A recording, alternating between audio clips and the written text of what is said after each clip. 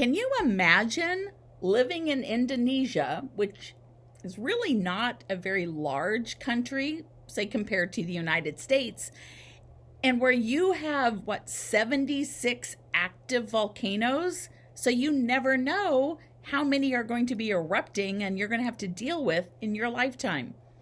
Now, we here in Washington State have volcanoes, and one of them has erupted, at least in my lifetime. I've told many of you the story of when Mount St. Helens erupted. And in Hawaii, the Hawaiian Islands are made of volcanoes. And there's one there that's been erupting every day for many, many years. At least 18. I'm going to have to double check that now. It's been a while since I've looked that up.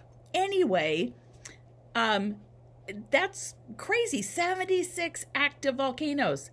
Anyway, and you saw that map on that last slide of Indonesia and all those little marks, volcanoes. Anyway, here's another map. The reason there's so many there is that Indonesia lies right where two tectonic plates meet. That is where most volcanoes are formed. We're going to find out a little bit more about how they're formed, but I wanted you to take a look at this because that red area, that area is known as the Ring of Fire.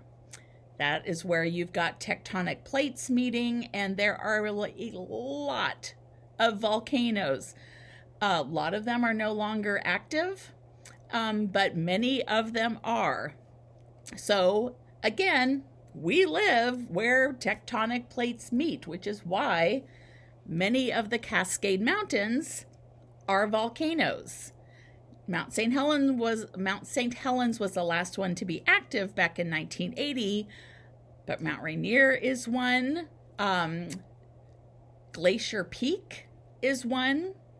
Mount Baker is one. So we have quite a few here, don't we? But at least we're not surrounded like in Indonesia. Oh my goodness, that'd be crazy. Anyway, Ring of Fire. Like I said, that's where most of them, because that's where those plates meet, and you get a much better chance of plates sliding under one another and creating those opportunities for that magma, that molten rock underneath, to come up to the surface.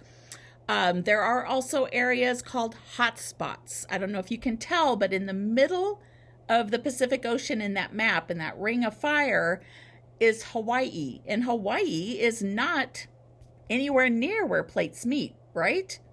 But those are areas where the Earth's crust is really, really thin, and you've got these places called hotspots.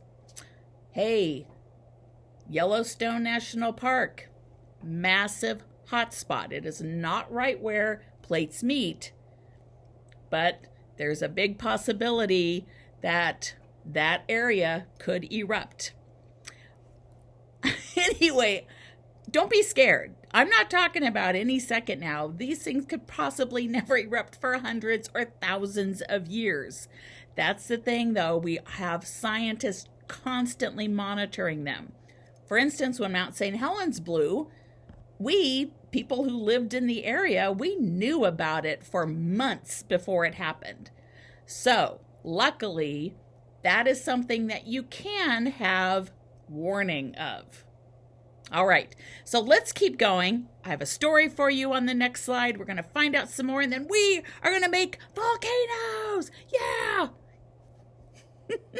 I need a hobby.